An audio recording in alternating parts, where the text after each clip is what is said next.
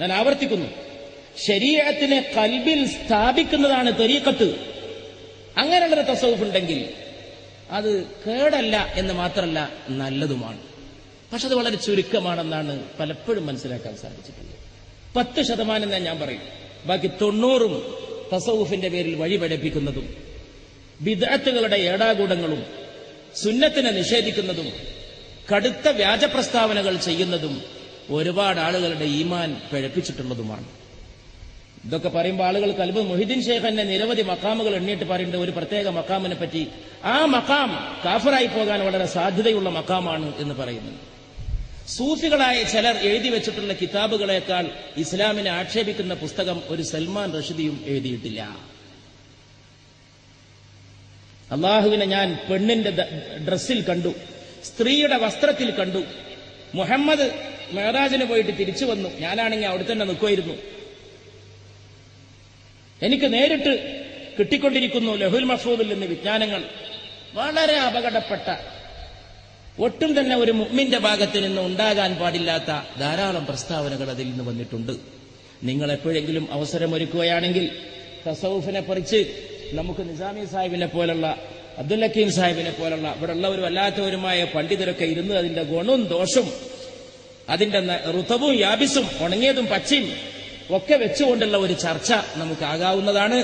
തസവുഫ് ഇല്ലാത്തത് കൊണ്ട് ഒരാൾക്കുണ്ടാകുന്ന നഷ്ടം വളരെ ശ്രദ്ധിക്കണം. ഞാൻ പറയാൻ പോണത്, തസവുഫ് ഇല്ലാത്തത് കൊണ്ട് ഒരാൾക്ക് ഉണ്ടാകാവുന്ന നഷ്ടം തസവുഫ് ഉണ്ടാകുന്നത് കൊണ്ട് ഒരാൾക്ക് ഉണ്ടാകാവുന്ന നേട്ടത്തെക്കാൾ വലുതാണ്. ഒരാൾ തസവുഫ് സ്വീകരിച്ചില്ല എന്ന് വെച്ച് അയാളുടെ ഈമാൻ പിഴക്കുന്നില്ല. പക്ഷെ സ്വീകരിച്ചാൽ സുന്നത്തിന് വിധേയമായ വല്ലതുണ്ടെങ്കിൽ അത് നല്ലതാണ് എന്ന് വെച്ച് ഒരാൾക്ക് ഷെയ്ഖില്ലെങ്കിൽ അയാളുടെ ഷെയ്ഖ് ശൈത്താനാണ് എന്ന ഒരു പ്രസ്താവന, അത് വ്യാജ ഹദീഥാണ്. ഹദീത്ത് നിർമ്മാണത്തിൽ സൂഫികൾ ഉണ്ടാക്കിയിട്ടുള്ള കള്ളക്കളി ലോകത്ത് ആരും ചെയ്യാത്തതാണ്. മിക്കവാറും മൗദൂആത്തുകളും കള്ള ഹദീസുകളും സൂഫികളുടെ സൃഷ്ടികളാണ്. പല വഅളിന്റെ സദസ്സിലും റസൂലുള്ളാഹി പറഞ്ഞു എന്ന് പറഞ്ഞ് പറയുന്നത് ഹദീസിലേക്ക് ഇറങ്ങിയാൽ ഏതെങ്കിലും സൂഫിയുടെ പ്രസ്താവനയായിരിക്കും.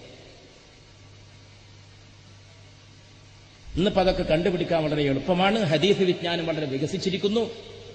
നിങ്ങൾക്കൊക്കെ എളുപ്പമാണ് പെട്ടെന്ന് കണ്ടെത്താൻ ഒരു വ്യാജ ഹദീസിനെ. ഒരുപാടുണ്ട് സാധാരണ റസൂലുള്ളാഹി പറഞ്ഞെന്ന് പറഞ്ഞ് ഉദ്ധരിക്കുന്ന ഹദീസുകൾ. ഏതെങ്കിലും ഒരു സൂഫി ഷെയ്ഖിന്റെ അതിൽപ്പെട്ടതാണിത്. ഷെയ്ഖില്ലാത്തവന്റെ ഷെയ്ഖ് ശൈത്താനാണ്. അശ്ശൈഖു ഫീ ഖൗമിഹി കന്നബിയ്യി ഫീ ഖൗമിഹി. ഷെയ്ഖ് തന്റെ ജനതയിൽ നബി തന്റെ ഖൗമിലുള്ള പോലെയാണ്. അത് വ്യാജ ഹദീസാണ്, കള്ളപ്രസ്താവനയാണ്. റസൂലുള്ളാഹി അങ്ങനെ പറഞ്ഞിട്ടില്ല. പറഞ്ഞാൽ സകല കുഴപ്പമുണ്ടാവും. നബിക്ക് മാത്രമാണ് ശരീഅത്ത് കൊണ്ടുവരാനുള്ള അവകാശം. അത് ഷെയ്ഖിന് കൊണ്ടുവന്നാൽ അതാണ് ഇപ്പൊ നമ്മുടെ നാട്ടിൽ നടക്കുന്നത്. ജുമാ ഉള്ള തരീക്കത്ത്, ജുമാ ഇല്ലാത്ത തരീക്കത്ത്. ജുമാക്ക് പോണേന് പറഞ്ഞ ഷെയ്ഖിന്റെ കാലു ഇഞ്ഞു കൊടുക്കണ ശരീഅത്ത്, പെരുന്നാക്ക് ഷെയ്ഖിന്റെ കാലു ഇയ്യണ ശരീഅത്ത്. ഇതൊക്കെ കേരളത്തിലുണ്ട്. വലിയ വലിയ ആൾക്കാരെ കൈ പോയി ചാടിയിട്ടുണ്ട്. പെണ്ണുങ്ങളെ കൈ പിടിച്ച് ബൈഅത്ത് ചെയ്യുന്ന തരീഖത്ത് റസൂലുള്ളാഹി സ്വല്ലല്ലാഹു അലൈഹി വസല്ലം വളരെ വിലക്കിയതാണ്. നബി സല്ലല്ലാഹു അലൈഹി വസല്ലം നേരിട്ട് പറഞ്ഞിട്ടുണ്ട്, ഹദീസുകളിൽ പറയുന്നുണ്ട്. സ്ത്രീകളുമായി എന്തെങ്കിലും ഉടമ്പടി ചെയ്യുമ്പോൾ റസൂലുള്ളാഹി ഒരിക്കലും അവർ അഭിമുഖീകരിച്ചിട്ടില്ല.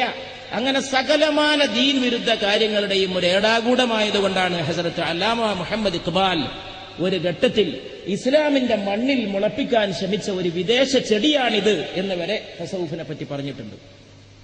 അജ്നബി പൗദ സർസമീന ഇസ്ലാമെ, ഇസ്ലാമിന്റെ മണ്ണിൽ ഒരു അന്യമായ ചെടി ഇവിടെ കൊണ്ട് നട്ടു വളർത്തിയതാണ്. അപ്പൊ അതുകൊണ്ട് ഇതൊക്കെ ചെറുപ്പക്കാരുടെ ശ്രദ്ധയിലുണ്ടാവട്ടെ. ഈ പുതിയ പ്രസിദ്ധീകരണം ഇതിൽ കല്ലും നെല്ലും വേർതിരിക്കുന്നതിന് സഹായകമാകട്ടെ. എന്നാലും നല്ല തരീഖത്ത് ഉണ്ടായിട്ടുണ്ട്. മഹാന്മാര് കഴിഞ്ഞു പോയിട്ടുണ്ട്. ഒരുപാട് മഹത്തുക്കൾ അന്നുണ്ട്, ഇന്നുണ്ട്, ഇനി ഉണ്ടായിക്കൊണ്ടിരിക്കുകയും ചെയ്യും. അവരിൽ വലിയ മുഹിബ്ബുർ റസൂലുകൾ ഉണ്ടായിട്ടുണ്ട്. സല്ലല്ലാഹു അലൈഹി വസല്ലം മുഹിബ്ബുർ റസൂൽ. അവരിൽ വലിയ ഖുർആന്റെ മുഫസ്സിർ, വലിയ ദാഇകൾ ഉണ്ടായിട്ടുണ്ട്. ഞാൻ പറഞ്ഞില്ലേ, അതിൽ നന്മയുണ്ടായിട്ടുണ്ട്. തസവുഫിനെ വളരെ വിമർശിച്ച ഇമാം ഇബ്നു ഖയ്യിം ഒരു കിതാബ് തന്നെ എഴുതി തസവുഫ് സംബന്ധമായിട്ടുള്ള വിഷയത്തെക്കുറിച്ച്. അവരൊക്കെ തന്നെ തസവുഫിനെ കണ്ടതൊരു സൂക്ഷ്മതയുടെ, തഖ്വയുടെ മാർഗം, സംസ്കരണത്തിന്റെ, തർബിയത്തിന്റെ മാർഗം എന്ന നിലയിലാണ്. അല്ലാഹുവും റസൂലുമാണ് ദീനിന്റെ ഉത്തരവാദികൾ, ഖുർആനും ഹദീസുമാണ് അതിന്റെ അടിസ്ഥാനങ്ങൾ. ഈ ലോകത്തും പരലോകത്തും എല്ലാറ്റിനും നേതൃത്വം നൽകേണ്ടത് പരിശുദ്ധ റസൂൽ മുസ്തഫ സല്ലല്ലാഹു അലൈഹി വസല്ലമയാണ്. ആ റസൂലിന്റെ ചര്യയുമായി അല്പമെങ്കിലും ഏറ്റുമുട്ടുന്ന എന്തും, അത് എത്ര വലിയ ഷെയ്ഖിന്റെ വർത്തമാനമാണെങ്കിലും അതിനെ തള്ളണം. അതാണ് ഫുതൂഹാത്തെ മദനിയ മതി, നമുക്ക് ഫുതൂഹാത്തെ മക്കിയ വേണ്ട എന്നും ഫുസ് വേണ്ട നസ് മതി എന്നും ഹസ്രത്ത് മുജദ്ദിദ് അൽ ഫഥാനി, തസൗഫിലെ വലിയ മുജദ്ദിദാണ് അദ്ദേഹം പറഞ്ഞിട്ടുള്ളത്. ഒരു ശൈഖിനെ ഞാൻ ഒറ്റ വാക്കുകൊണ്ട് എന്റെ സംസാരം അവസാനിപ്പിക്കുകയും അബ്ദുർ റബ്ബ് സാഹിബിനും മറ്റു നേതാക്കന്മാർക്കും സംസാരിക്കാൻ വഴിയൊരുക്കുകയും ചെയ്യുന്നു. ഒരു ശൈഖിനെ കാണാൻ വേണ്ടിയിട്ട് ഒരു കുന്നിന്റെ മുകളിൽ വലിയൊരു ശൈഖ് വന്നിട്ടുണ്ട് എന്ന് കേട്ട് ഒരു വലിയ അന്ന് ജീവിച്ചിരുന്ന ഒരു വലിയ പണ്ഡിതൻ ഒരു ആലിമിന്റെ അടുക്ക ചെന്ന് ആളുകൾ ശല്യം ചെയ്തു. നമുക്കും പോയി കാണണ്ടേ? അദ്ദേഹം ഒരുപാട് മടിച്ചു പോകാൻ. അവസാനം എല്ലാവരും കൂടി നിർബന്ധിച്ചപ്പോ തെറ്റിദ്ധരിക്കും ആളുകൾ പോകാത്തോണ്ടെന്ന് വിചാരിച്ചിട്ട് അദ്ദേഹം പോയി. കുന്നിന്റെ മുകളിലെത്തിയപ്പോ ഈ ഷെയ്ഖിൽ ഇങ്ങനെ സംസാരിച്ചുകൊണ്ടിരിക്കുന്നു. അദ്ദേഹം വലിയ മാരിഫത്തിന്റെ വർത്താനൊക്കെ പറഞ്ഞുകൊണ്ടിരിക്കുകയാണ്. അവരുടെ ദുആകളിൽ പോലും സുറിയാനി ഭാഷയിൽ നിന്നുള്ള ദുആകൾ കേരളത്തിലെ ഷെയ്ഖന്മാർ ദ്വാരിക്കണമെന്ന് ഞാൻ കേട്ടിട്ടുണ്ട്. സുറിയാനി ഭാഷ ബൈബിളിൽ നിന്നും ഇഞ്ചിയിൽ നിന്നും പഴയ ഇഞ്ചിയിൽ നിന്നും ഒക്കെ കടമെടുത്തതാണ്. ഖുർആനിലും ഹദീസിലും ഞാൻ കേട്ടിട്ടുണ്ട്. സുറിയാനി ഭാഷയിൽ ദ്വാരിക്ക ആൾക്കാർ വിവരമില്ലാത്തവര് അതിനൊക്കെ ആമീൻ ചൊല്ലും. പിന്നെ ഷീഇസത്തിന്റെ സ്വാധീനവും തസവുഫിൽ ധാരാളമാണ്. ബുദ്ധമതത്തിന്റെ സ്വാധീനം ഇഷ്ടം പോലുണ്ട്. യോഗയുടെ സ്വാധീനമുണ്ട്. ചില സൂഫികളുടെ ഇരുത്തം അതിന്റെ മുറകൾ യോഗ വേദാന്തത്തിൽ നിന്ന് സ്വീകരിച്ചതാണ്. ഈ കുന്നിന്റെ മുകളിൽ എത്തിയപ്പോൾ സംസാരിച്ചുകൊണ്ടിരിക്കുമ്പോൾ അദ്ദേഹം പെട്ടെന്ന് ഈ ആലിമായ മനുഷ്യൻ ദീനിന്റെ ശരീഅത്തിന്റെ അസ്റാർ അറിയുന്ന ഈ പണ്ഡിതൻ പറഞ്ഞു, പോകാം, ഇവിടെ നിൽക്കണ്ട എന്ന് പറഞ്ഞു. ശിഷ്യന്മാരെ കൂട്ടി അദ്ദേഹം മടങ്ങി. തിരിച്ചെത്തിയപ്പോൾ ആളുകൾ അത്ഭുതത്തോടെ ചോദിച്ചു, ഉത്തരയിൽ മഹാനെ കാണാൻ പോയി, അവിടെ ഒരുപാട് സമയം ചെലവഴിക്കേണ്ടതിന് പകരം പെട്ടെന്ന് മടങ്ങിപ്പോന്നു, എന്തൊരു തെറ്റാണ് നിങ്ങൾ ചെയ്തത്? അദ്ദേഹം പറഞ്ഞു, ഞാനൊരു തെറ്റും ചെയ്തിട്ടില്ല. അദ്ദേഹം സംസാരിക്കുമ്പോൾ നിങ്ങൾ ശ്രദ്ധിച്ചിരുന്നു, അദ്ദേഹം തുപ്പിയത് ഖിബ്ലയുടെ നേരെയായിരുന്നു. പുണ്യ നബി മുസ്തഫ സല്ലല്ലാഹു അലൈഹി വസല്ലമയുടെ ഒരു സുന്നത്തിനെ നിഷേധിക്കുന്നവന് മാരിഫത്തിന്റെയോ വിലായത്തിന്റെയോ ഒരു പദവിയിലും എത്താൻ കഴിയില്ല.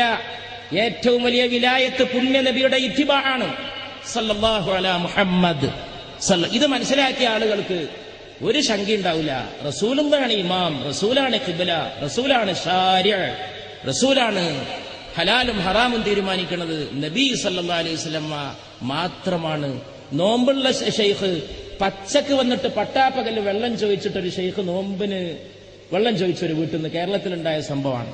ആളുകൾ മടിച്ചു. പട്ടാപ്പകല് പെരിലെ പെണ്ണുങ്ങൾ ബേജാറായി. മൂപ്പരതല്ലേ, മൂപ്പർക്ക് എന്തെങ്കിലുമൊക്കെ ഉണ്ടാവാണ്ട് കൊടുത്താലീന്നായി ചിലര്. മൂപ്പര് ചിലപ്പം കണ്ടാലും കാണാതെയൊക്കെ നോമ്പ് എടുക്കുന്ന ആളാവും. അങ്ങനെയൊക്കെയുള്ള അവര് പറയാ. അങ്ങനെ വെള്ളം കുടിച്ച് പട്ടാപ്പകല് നോമ്പ് തുറന്നു എന്നാണ്. ഇങ്ങനെയൊക്കെയുള്ള നിരവധി സംഭവങ്ങൾ. ഇതൊക്കെ റസൂലുള്ളാഹിന്റെ ശരീഅത്തിനോടുള്ള യുദ്ധപ്രഖ്യാപനമാണ്. അതൊരു സൽമാൻ റശീദി ചെയ്താൽ നിങ്ങൾക്കും എനിക്കും വലിയ വിഷയമാണ്. ഒരു താടിയും തലീക്കെട്ടും വെച്ച സൂഫി ചെയ്താൽ വലിയ പുണ്യമാണ്. ഇതൊരു വലിയ വൈരുദ്ധ്യമാണ്. ഈ വൈരുദ്ധ്യത്തെ നേരിടാൻ ഇതിനെ ശരിക്ക് പഠിക്കണം, മനസ്സിലാക്കണം എന്ന് മാത്രം പറഞ്ഞുകൊണ്ട് ഈ പുസ്തകത്തിന്റെ പ്രകാശനം, ഇതൊരു നല്ല പുസ്തകമാണ്, ഇതൊരു നല്ല കിതാബാണ് ഇവിടെ പ്രകാശനം ചെയ്യുന്നത്. ഇത് ഏതെങ്കിലും രീതിയിലുള്ള ഒരു സൂഫി വാറോലയല്ല, ലോക പ്രശസ്തമായ ഒരു തസവുഫിന്റെ ഗ്രന്ഥമാണ്. തസവുഫ് ഒന്നാന്തരം വിഷയമാണ്. പഠിക്കണം, ആഴത്തിൽ ഇറങ്ങണം. ഇന്ന് ചിലർ തസവുഫിനെ വല്ലാതെ പ്രോത്സാഹിപ്പിക്കുന്നുണ്ട്. അതിന്റെ കാരണം അന്താരാഷ്ട്രമായിട്ടുള്ള ഒരു ഗൂഢാലോചനയാണത്, ദീനിന്റെ വീര്യം കെടുത്താൻ. അതിനെനിക്ക് സമയമില്ല അത് പറയാൻ. ജലാലുദ്ദീൻ റൂമിക്ക് ഏറ്റവും മാർക്കറ്റ് ഇന്ന് അമേരിക്കയിലാണ്. അമേരിക്കയിൽ ബെസ്റ്റ് സെല്ലിംഗ് ആണ് അദ്ദേഹത്തിന്റെ പുസ്തകം. എന്തുകൊണ്ടാണ് അമേരിക്ക എത്ര വലിയ കാശ് കൊടുക്കുന്നത് സൂഫിസത്തെ പ്രോത്സാഹിപ്പിക്കാൻ? അത് മറ്റൊരു വിഷയമാണ്. അതും ഡിബേറ്റ് ചെയ്യപ്പെടേണ്ടതാണ്.